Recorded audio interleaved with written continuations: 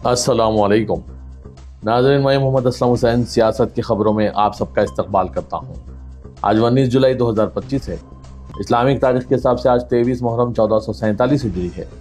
पेश है आज की कुछ अहम खबरें। रियासत बिहार में वोटर लिस्ट की नजरसानी का खुसूसी अमल अपने आखिरी मरहले में दाखिल हो चुका है। रियासत में रजिस्टर्ड 8% अफराद ने 1 अगस्त 2025 को जारी होने वाले मसूदे इंतखाबी फहरिस्त में अपना इंदराज बरकरार रखने के लिए गिनती फॉर्म जमा करवा दिया है। इलेक्शन कमीशन के मुताबिक सिर्फ 8.5% यानी 82,45,000 वोटरों के फॉर्म अभी मौसूल होना बाकी है। इस दौरान अपोजिशन जमातों बिलखुसूस राष्ट्रीय जनता दल ने वोटर लिस्ट की नजरसानी के अमल पर धांधली के इल्जाम लगाए हैं। आरजेडी के रहनुमा तेजस्वी यादव ने दावा किया है कि हमें शुरू से ही शक था कि दाल में कुछ काला है, मगर अब तो पूरी दाल ही काली नजर आ रही है।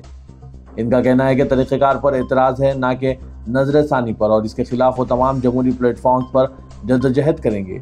ये तनाज़ा उस वक्त शिद्दत अख्तियार कर गया जब एक वीडियो सोशल मीडिया पर वायरल हुआ जिसमें BLO यानी बूथ लेवल ऑफिसर एक मखसूस तारीख को ब्लॉक दफ्तर में मौजूद थे। आज के इस खबरनामे को नूरानी लिबास की जानिब से स्पॉन्सर किया जा रहा है। नूरानी लिबास ने मानसून स्पेशल ऑफर के तहत 30% डिस्काउंट के साथ अपने ग्राहकों को राग़िब कर रहा है, तो मानसून स्पेशल ऑफर में ज़रूर ब ज़रूर खरीदारी कीजिए 30% डिस्काउंट के साथ।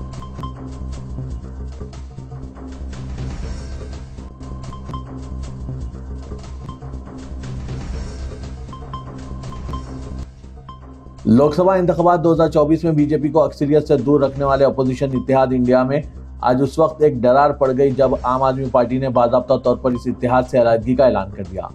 आम आदमी पार्टी ने 2024 लोकसभा इंतखाबात के बाद से ही इस इत्तेहाद से दूरी बना ली थी, लेकिन अब जबकि मानसून इजलास से ऐन कबल इंडिया इत्तेहाद में शामिल पार्टियां मीटिंग कर रही है, तो आम आदमी पार्टी ने खुद को पूरी तरह से अलग कर लिया है। दरअसल पार्लियामेंट का मानसून इजलास 21 जुलाई 2025 से शुरू होने वाला है। ऐवान में मोदी हुकूमत को घेरने के लिए इंडिया इत्तेहाद ने हिकमत अमली तैयार करने के मकसद से जुमे की शाम ऑनलाइन मीटिंग तलब की है। आज हफ्ते को दिल्ली में कांग्रेस सदर मल्लिकार्जुन खड़गे की रिहायशगाह पर भी एक मीटिंग इंडिया इत्तेहाद की बुलाई गई है। इन मीटिंगों में शिरकत से आम आदमी पार्टी ने इनकार कर दिया है। आम आदमी पार्टी के रुकने पार्लियामेंट संजय सिंह ने अपने एक बयान में वाज़ेह कर दिया है कि इनकी पार्टी इंडिया इत्तेहाद की मीटिंगों में शामिल नहीं होगी। संजय सिंह ने अपने बयान में कहा है कि हमारी पार्टी और अरविंद केजरीवाल ने पहले ही साफ कर दिया है कि हम इंडिया इत्तेहाद से बाहर हैं। रियासत महाराष्ट्र में असेंबली अहाते में गुज़िश्ता दिनों हुई मारपीट के वाक़े पर शिवसेना UBT चीफ उद्धव ठाकरे ने रियासती हुकूमत पर शदीद हमला किया। उन्होंने कहा कि हुकूमत के तहफ़्फ़ुज़ में असेंबली में हो रही गुंडागर्दी से रियासत के वक़ार को नुकसान हो रहा है और मौजूदा हालात सदर-राज नाफिज करने जैसे हो गए हैं। दरअसल 2 रोज़ कबल असेंबली भवन में NCP SP के रुकने असेंबली जितेंद्र अवहाड़ और BJP रुकने असेंबली गोपीचंद के दरमियान तल्ख नोकझोंक देखी गई। इस बहस ने जल्द ही तशद्दुद की शक्ल इख्तियार कर ली और दोनों लीडरान के हामी हाथापाई करने लगे। असेंबली अहाते में खूब मारपीट शुरू हुई। इससे कल भी BJP रुकने असेंबली संजय गायकवाड़ के जरिए कैंटीन में एक शख्स की पिटाई का मामला सामने आया था। इन वाक़यात पर रद्दमल जाहिर करते हुए उद्धव ठाकरे ने कहा कि हुकूमत की ताकत अब खुलेआम गुंडागर्दी में बदलती नजर आ रही है। कल असेंबली अहाते में जो हुआ वो बेहद शर्मनाक था। अरकान असेंबली की बरसरेआम मुक्काबाजी से महाराष्ट्र का सर शर्म से झुक गया है। अगर असेंबली अहाते में इस तरह की अनारकी फैलेगी तो ये सदर-राज जैसी हालात की तरफ इशारा कर रही है। रियासत महाराष्ट्र में देवेंद्र फडणवीस हुकूमत ने सांगली के इस्लामपुर का नाम बदलकर ईश्वरपुर कर दिया है। इसका ऐलान असेंबली के मानसून सेशन के आखिरी दिन जुमे को ऐवान में किया गया। वजीर बराए रसीद व खुराक छगन भुजबल ने कानून साज असेंबली को बताया कि यह फैसला गुज़िश्ता रोज काबीना की मीटिंग में किया गया था। उन्होंने कहा कि रियासती हुकूमत इस फैसले को मंजूरी के लिए मरकज को भेजेगी। उत्तर प्रदेश के प्रयागराज के मऊ एमा इलाके में जुमे की नमाज के दौरान कांवड़ यात्रा में तेज आवाज में DJ बजाने पर मना करने पर नमाजियों और कांवड़ियां आमने सामने आ गए। बताया जा रहा है कि दोनों जानिब से धक्का मुक्की और मारपीट का वाक़या पेश आया। वाक़े की इत्तला मिलते ही कई थानों की पुलिस मौके पर पहुंच गई।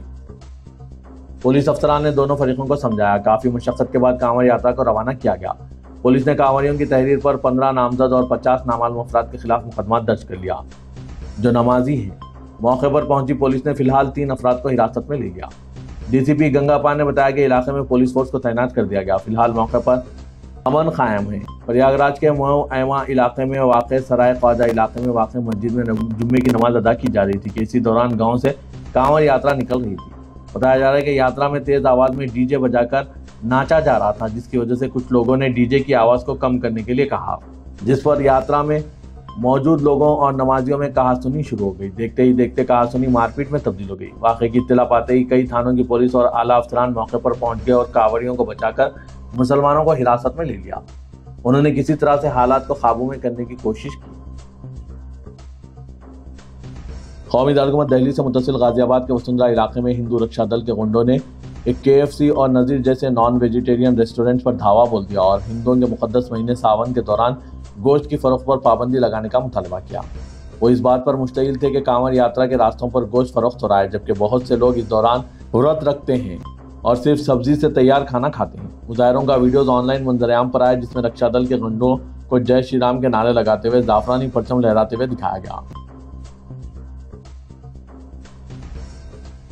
स्कूलों को धमाके से उड़ाने की धमकियां कम नहीं हो रही है। जुमे को भी दिल्ली से लेकर मुंबई और बेंगलुरु तक तकरीबन 100 स्कूलों को बम से उड़ाने की धमकियां मौसूल हुई।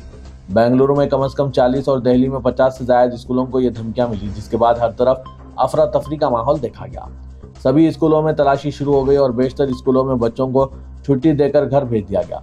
दिल्ली में जुमे की सुबह सिविल लाइन्स वाक़े सेंट जेवियर्स ग्लोबल स्कूल समेत तकरीबन 50 स्कूलों को बम से उड़ाने की धमकी मिली। ये लगातार चौथा दिन है जब दिल्ली के स्कूलों को ऐसी धमकियां दी गई है। अब तक ये धमकियां महज अफवाह ही साबित हुई है, लेकिन फिर भी तलबा के तहफ़्फ़ुज़ का ख्याल करते हुए जांच टीमें हर गोशा और हर क्लास की अच्छी तरह जांच में मसरूफ़ हो गई है। दिल्ली के स्कूलों को मुस्तकिल मिल रही धमकियों से बच्चों, सरपरस्तों व असातिज़ा के दरमियान बेचैनी व दहशत फैल चुकी है।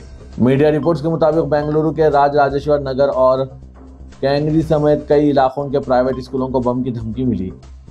बेंगलुरु शहर की पुलिस ने अलर्ट मिलने पर स्कूलों में कई टीमें तैनात कर दी है। वज़ीर-ए-आज़म नरेंद्र मोदी ने कहा है कि बिहार में तरक्की के लिए वसाइल और सलाहियत की कोई कमी नहीं है। आज मोतिहार में एक जलसे आम से खिताब करते हुए नरेंद्र मोदी ने कहा कि आज बिहार के पास तरक्की के लिए काफ़ी वसाइल और सलाहियत है और मरकजी हुकूमत की तरफ से भी मुसलसिल ताउन किया जा रहा है। उन्होंने कहा कि एनडीए हुकूमत की कोशिशों से मखाना की कीमत में इजाफा हुआ है, जिससे किसानों को फ़ायदा पहुंच रहा है। वज़ीर-ए-आज़म नरेंद्र मोदी ने कहा कि बिहार में मखाना की काश्त करने वाले किसानों को एक बड़ा बाजार फराहम करने की कोशिश की गई है। इसके लिए एनडीए हुकूमत ने मखाना की मुनासिब तरक्की और इसकी काश्त करने वाले किसानों के लिए एक मखाना बोर्ड भी तश्कील दिया है। बिहार की दीगर मसनूआत के बारे में बात करते हुए नरेंद्र मोदी ने कहा कि केला, लीची, मिर्च, चावल, जरदालू, आम, मकई, पान वगैरह बिहार के किसानों और नौजवानों को दुनिया भर के बाजारों से जोड़ेंगे। किसानों की पैदावार और इनकी आमदनी में इजाफा करने की अपनी तरजीह को दोहराते हुए वज़ीर-ए-आज़म नरेंद्र मोदी ने कहा कि पीएम किसान सम्मान निधि योजना के तहत किसानों को अब तक तकरीबन 3.5 लाख करोड़ रुपए दिए जा चुके हैं। रियासत उत्तर प्रदेश के जिला अम्बेडकर नगर के जलालपुर टाउन में बस खड़ी रोड इलाके की तंग गलियों की खामोशी एक बार फिर दरहम बरहम हो गई, जब बुलडोजरों ने एक रिटायर्ड स्कूल टीचर और मुकामी मुस्लिम बरादरी की काबिल एहतराम शख्सियत 55 साला नबी अहमद के मकान को तहस नहस कर दिया। ये 3 मंजिला मकान कई सालों की सख्त मेहनत, बचत और ख्वाबों के साथ तामीर किया गया था, जिसे महज 1 घंटे के अंदर मलबे में तब्दील कर दिया गया। उत्तर प्रदेश में जारी बुलडोजर कार्रवाइयों के सिलसिले में ये एक ताज़ा इंहदामी कार्रवाई है। इस रियासत में गैर कानूनी कब्जों के नाम पर 20 मुसलमानों के घरों और दुकानात को मुनज़्ज़म किया जा चुका है। पब्लिक वर्क्स डिपार्टमेंट ने हाईकोर्ट के हुक्म पर यह कार्रवाई अंजाम दी, जिसने इस अराजी को सरकारी जायदाद करार दिया था। तहाँ मुकामी अवाम और कारकुनों का कहना है कि कहानी कुछ और है, जो इस रियासत में बढ़ते खौफ और मुसलमानों के साथ इम्तियाज बढ़ते जाने को पेश कर रही है। नबी अहमद ने, जो अपने घर के मलबे के करीब खड़े हुए थे, बताया कि मैंने अपनी सारी ज़िंदगी इस घर की तामीर में सर्फ कर दी। अब मेरे पास अपने बैग में मौजूद कपड़ों के अलावा कुछ नहीं बचा। उन्होंने कांपती हुई आवाज़ में कहा कि अगर ये इंसाफ है तो सिर्फ एक खुली आंख से किया गया इंसाफ है।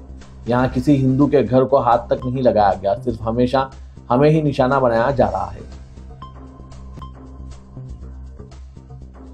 उत्तर प्रदेश के वज़ीर आला योगी आदित्यनाथ ने वाराणसी में एक प्रोग्राम के दौरान खिताब करते हुए एक बार फिर एक ऐसा बयान दिया जो न सिर्फ मुतनाज़ा बल्कि मुआशरती तक़सीम को गहरा करने वाला है। उन्होंने मुहर्रम के जुलूसों को तशद्दुद, तोड़फोड़ और आगजनी से ताबीर किया, जबकि कांवड़ यात्रा को इत्तेहाद का जश्न करार दिया।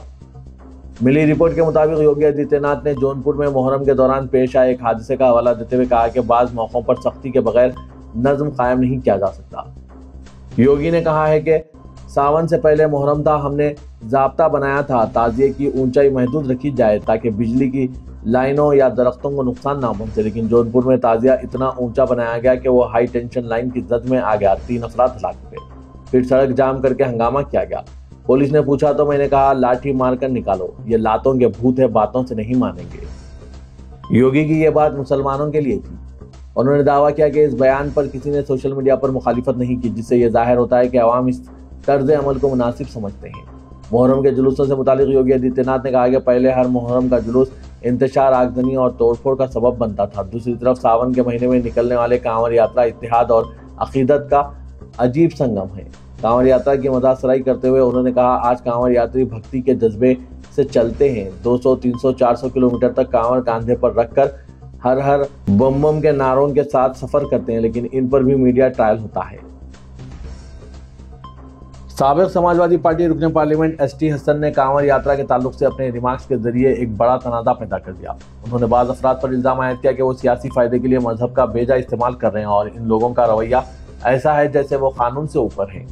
INA से बात करते हुए एसटी हसन ने कहा कि कांवड़ यात्रा धार्मिक यात्रा है, जिसके दौरान हिंदू गंगा का पानी लाकर लॉर्ड शिव की पूजा करते हैं, लेकिन चंद लोग सियासी फायदा उठाने लॉर्ड शिव का नाम इस्तेमाल कर रहे हैं। ये लोग कांवड़ियों, बसों और टेम्पोस में तोड़फोड़ कर रहे हैं और लोगों पर हमले कर रहे हैं। इन लोगों को सिर्फ इसलिए खुद को कानून से ऊपर नहीं समझा जाना कि डायरेक्टर जनरल पुलिस इन पर फूल बरसा रहे हैं।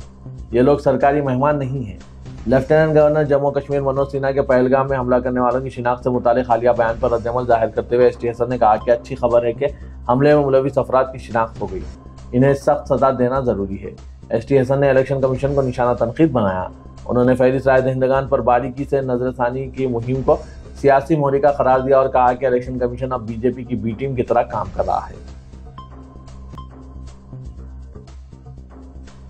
तेलंगाना के वज़ीर आला रेवंत रेड्डी ने दावा किया है कि वो आइंदा 10 सालों तक चीफ मिनिस्टर के ओहदे पर बरकरार रहेंगे और तमाम ज़ेर-ए-इल्तवा आपाशी प्रोजेक्ट्स की तकमील करेंगे। नागर कर्नूल जिला कोल्हापुर में चीफ मिनिस्टर ने आज ख्वातीन के सेल्फ हेल्प ग्रुप्स में 344 करोड़ के बिला सूदी खर्च के चेक्स जारी किए। चीफ मिनिस्टर ने कोल्हापुर में यंग इंडिया इंटीग्रेटेड अकामती स्कूल का संग बुनियाद रखा। एक जलसे आम से खिताब करते हुए रेवंत रेड्डी ने महबूबनगर जिले की तरक्की को नजरअंदाज करने पर केसीआर को सख्त तनकीद का निशाना बनाया।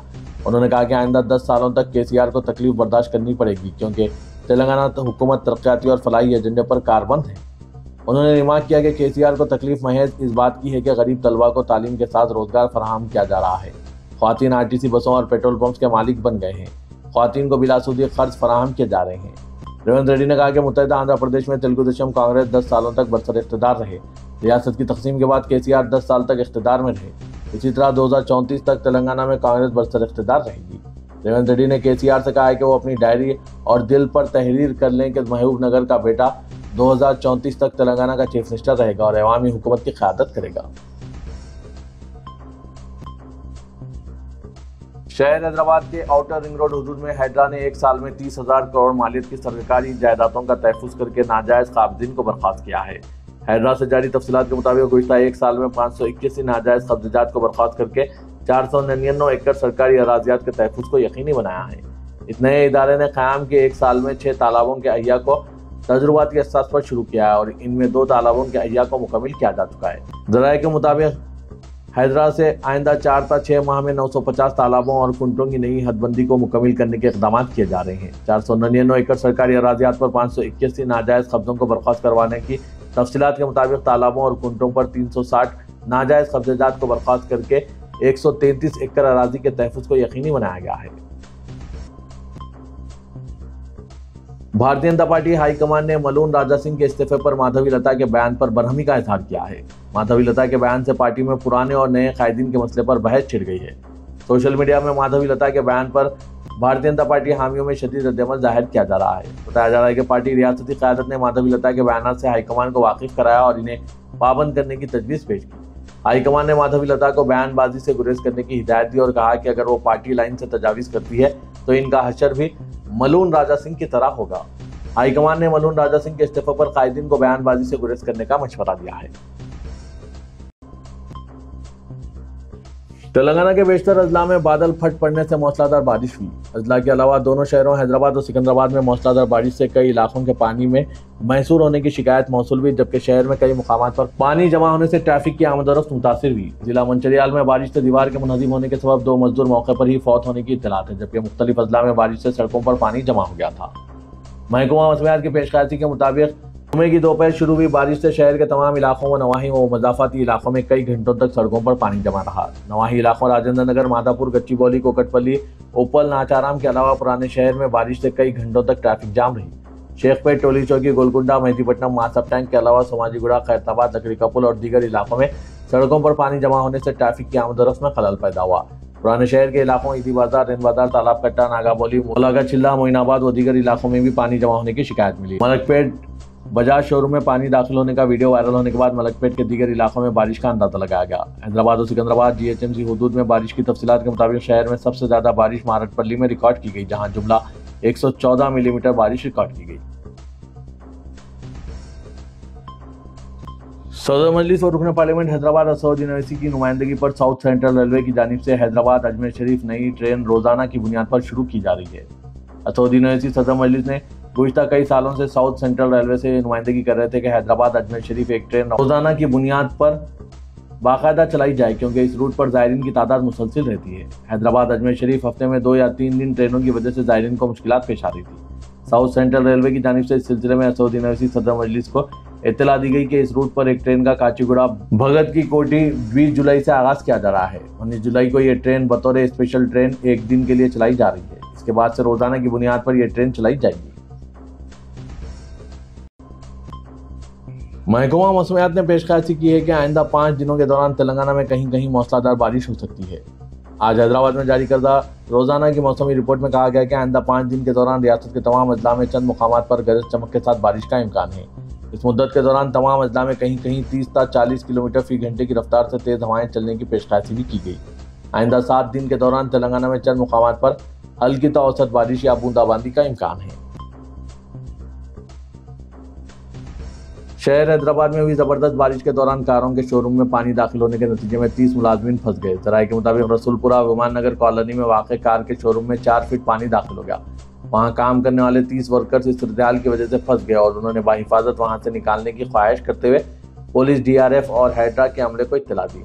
हाइड्रा के अमले ने मैदान में उतरते हुए शोरूम के अगवी सीमत से वर्कर्स को बाहर निकालने में कामयाबी हासिल की और इन्हें कश्ती के जरिए महफूज मुकाम पर पहुंचाया गया।